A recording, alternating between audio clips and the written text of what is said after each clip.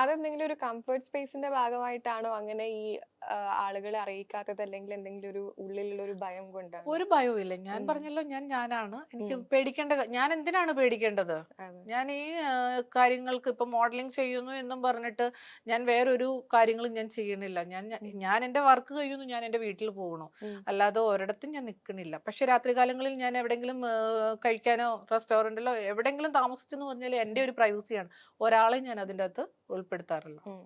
എനിക്ക് എന്റെ വഴി. എങ്ങനെയായിരുന്നു ഈ ഒരു മോഡലിംഗ് ഭയങ്കര ഇപ്പൊ പാഷനേറ്റ് ആയിട്ട് ചെയ്യുന്നതല്ലേ? അതെ. ഇപ്പൊ വേറെ ജോലിയൊന്നും ചെയ്യുന്നില്ല, ഇല്ല, മോഡലിംഗിൽ മോഡൽ മാത്രം കോൺസെൻട്രേറ്റ് ചെയ്തിരിക്കുകയാണ്. അപ്പൊ എപ്പോഴായിരുന്നു, എത്ര കാലമായി മോഡലിംഗ് ചെയ്യാൻ ഒരു പത്ത് തുടങ്ങിയിട്ട്? പന്ത്രണ്ട് വർഷമായി. 10-12 വർഷമായി. പക്ഷെ ഇപ്പൊ റീസെന്റ് ആയിട്ടാണല്ലേ ആളുകൾ ഒന്ന് ശ്രദ്ധിച്ചു തുടങ്ങിയത്? അല്ല, ആദ്യമൊക്കെ ഉണ്ടായിരുന്നു. ആദ്യം എന്ന് ഉണ്ടായിരുന്നു. പറഞ്ഞു കഴിഞ്ഞാൽ ഞാൻ പറഞ്ഞില്ലേ, നമ്മുടെ രൂപത്തിലും ഭാവത്തിലും കുറച്ച് മാറ്റങ്ങൾ ഉം. മാറ്റങ്ങൾ വന്നുകൊണ്ടിരിക്കുമ്പോൾ ആളുകൾ ഉം. ശ്രദ്ധിക്കും എന്ന് പറയാം. ആദ്യം എന്ന് പറയുമ്പോൾ ഞാൻ മോഡലിംഗ് രംഗത്ത് വരുമ്പോൾ ഞാൻ ഇത്രയും വണ്ണമോ അല്ലെങ്കിൽ ഇത്രയും ഉം. ഫെയർ ഒന്നും അല്ല. ആദ്യത്തെ പിക്ചേഴ്സ് ഒക്കെ ഞാൻ കഴിഞ്ഞ ദിവസങ്ങളിലൊക്കെ ഇൻസ്റ്റാഗ്രാമിലൊക്കെ സ്റ്റോറി ഒക്കെ ഉം. ഇട്ടിട്ടുണ്ട്. അപ്പം ഒരു നാട്ടിൻപുറത്തുകാരിയായിട്ടുള്ള ഒരു സാധാരണ നാട്ടുമ്പുറത്തെന്ന് പറയാൻ പെൺകുട്ടി. പറ്റില്ല, ഞാൻ എല്ലാ ഡ്രസ്സും ഇടും. ഉം.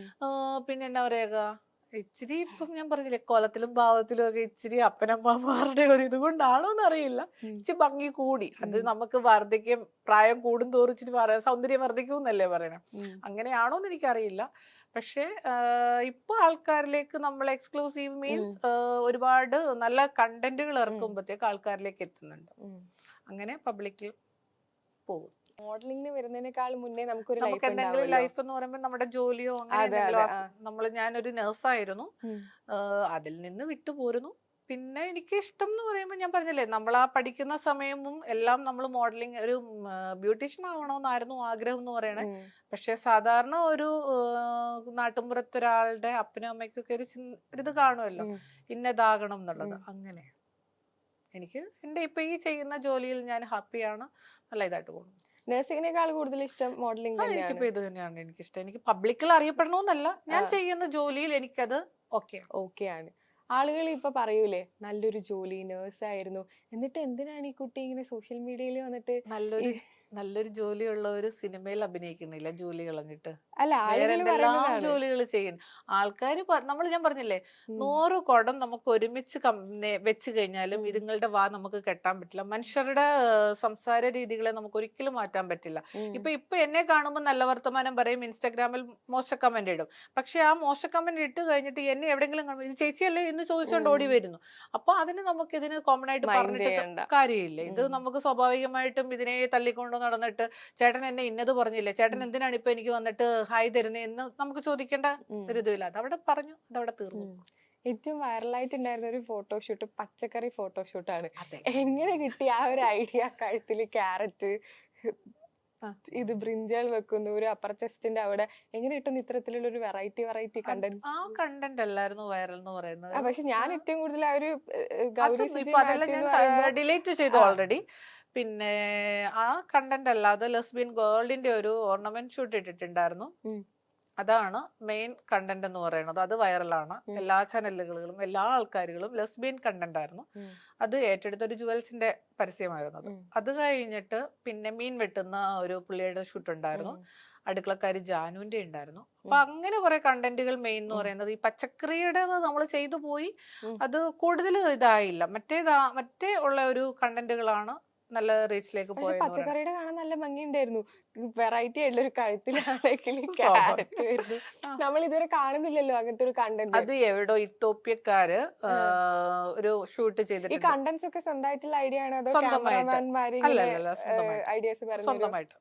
നമുക്കാരുടെയും ഇത് വേണ്ട. പിന്നെ മറ്റുള്ളവർ ഇടുന്നതില് നമുക്കിപ്പൊ നമ്മുടെ മലയാളികളല്ല, ഫോറിൻസ് കൺട്രിയിലെ ആൾക്കാർ ഇടുമ്പോഴത്തേക്ക് നമുക്കത് കണ്ടിട്ട് ഇഷ്ടം തോന്നുമ്പോൾ നമ്മളത് വ്യത്യസ്തത എന്തെങ്കിലും അതിൽ കൊണ്ടുവരാൻ പറ്റും. ഏറ്റവും ഇഷ്ടപ്പെട്ട കണ്ടന്റ് സ്വന്തമായി ചെയ്തതിൽ ഈ ലെസ്ബിയൻ ഫോട്ടോഷൂട്ട് ആണോ ഇഷ്ടം? അത് ഞാൻ ചെയ്തതല്ല, അത് ഫോട്ടോഗ്രാഫറിന്റെ ഐഡിയ ആയിരുന്നു. എന്നാലും ഇതുവരെ ചെയ്ത കണ്ടന്റിൽ ഏറ്റവും ഇഷ്ടം ഏതായിരുന്നു?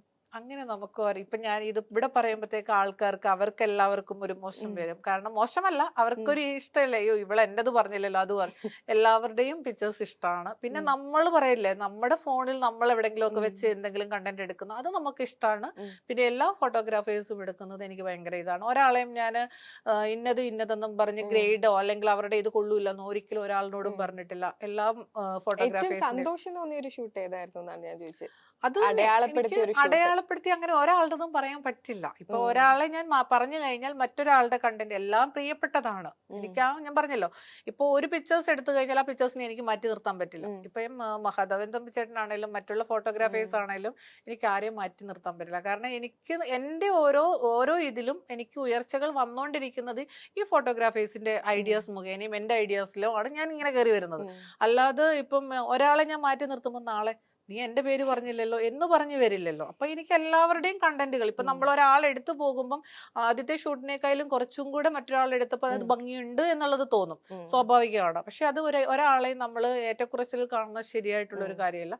അത് നേരെ വാ നേരെ പോവാതെ കണ്ടന്റുകളിൽ എനിക്കിഷ്ടം എല്ലാവരും എടുത്തത് ഒരുപോലെയാണ്. ഇപ്പൊ നമ്മൾ പറയത്തില്ല നമുക്ക് കപ്പയും മീൻകറി ഇഷ്ടമാണെന്ന് പറയില്ലേ, അതേപോലെ എനിക്ക് എല്ലാ ഫുഡുകളും ഇഷ്ടമാണ്. എനിക്ക് കഴിക്കേണ്ടത് ഞാൻ കഴിക്കത്തുള്ളൂ, ഫുഡുകളെല്ലാം ഇഷ്ടമാണ്. അതേപോലെ ഫോട്ടോസ് ഇഷ്ടം. അതിനുള്ളിൽ എന്തോ ഒരു ഇന്നർ മീനിങ് ഉണ്ടല്ലോ. ഇല്ല സത്യമൊന്നും ഇല്ല. ഈ ഗൗരി സിജി മാത്യു എന്നുള്ളൊരു പേരാണെങ്കിൽ നമ്മൾ അധികം അങ്ങ് ശ്രദ്ധിക്കില്ല. അതിന്റെ മുന്നിൽ ഈ ഗൗരിയും കൂടി വന്നപ്പോഴാണ് ഒരു കോമ്പിനേഷൻ ആയത്. അതെ, ആ ഒരു ഹിന്ദു നെയിമാണ്, സിജി മാത്യു എന്നുള്ളൊരു ക്രിസ്ത്യൻ നെയിമാണ്.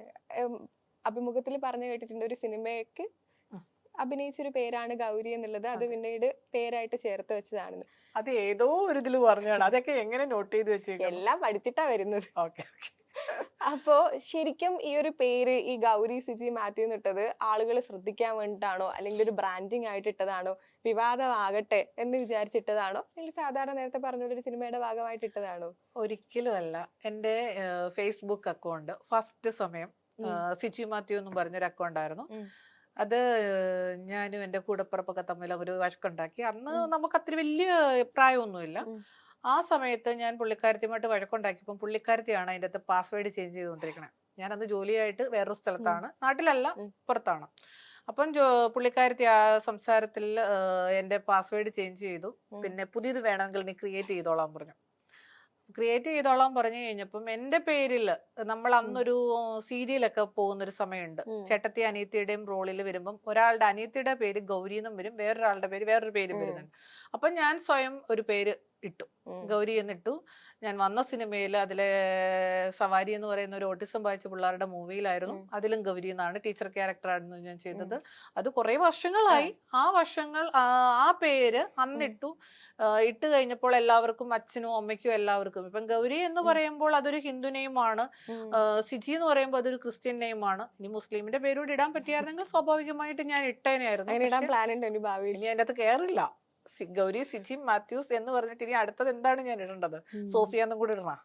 വേണമെങ്കിൽ ഇടാം. എല്ലാ മതക്കാരും എനിക്ക് ജാതി മതവും അങ്ങനെയൊന്നും ഇല്ല. കഴിഞ്ഞ ദിവസങ്ങളിൽ ഞാൻ മറ്റേ മലയാറ്റൂര് പോയപ്പം എന്റെ ഇതിൽ ഞാൻ ആ വീഡിയോ ഇട്ടു. അപ്പൊ എന്റെ പേജ് മാനേജ് ചെയ്യുന്ന ആ കൊച്ചിന് എന്നോട് പറഞ്ഞു, ചേച്ചി ഇത് ചേച്ചിയുടെ ഫാൻസിന് ചിലപ്പോ ഇഷ്ടപ്പെടില്ല. ഞാൻ ചോദിക്കുന്ന ഒരു കാര്യം, ജാതി മത വേർതിരിവ് എനിക്കില്ല. ഇപ്പൊ ഒരാൾ മുറിഞ്ഞു കിടന്നു കഴിഞ്ഞാലും, മുസ്ലിമിന്റെ കൈ മുറിഞ്ഞു കിടന്നാലും, ഹിന്ദുക്കളുടെ കൈ മുറിഞ്ഞു കിടന്നാലും, ക്രിസ്ത്യന്റെ കൈ മുറിഞ്ഞു കിടന്നാലും ഞാൻ അവരെ എല്ലാം പോയി സംരക്ഷിക്കും. എനിക്ക് ജാതിയോ മതമോ വേർവ്യത്യാസം ഒന്നും കാണിക്കുന്ന ഒരാൾ അതല്ലെങ്കിൽ അറിയുന്നവർക്ക് ഫുൾ ആൾക്കാർക്കും അറിയാം ഞാൻ ഇന്ന ഒരു ക്യാരക്ടറാണെന്ന്. കാരണം ഈ ഫ്ലഡ് ഉണ്ടായ സമയത്തും ഞാൻ ഒരുപാട് പേർക്ക് ഹെൽപ്പ് ചെയ്ത ഒരാളാണ്. അപ്പൊ അത് ജാതി മതം നോക്കിയിട്ടല്ല. അപ്പൊ എന്റെ ഒരു പേരില് ജാതി മതം ഒന്നുമില്ല.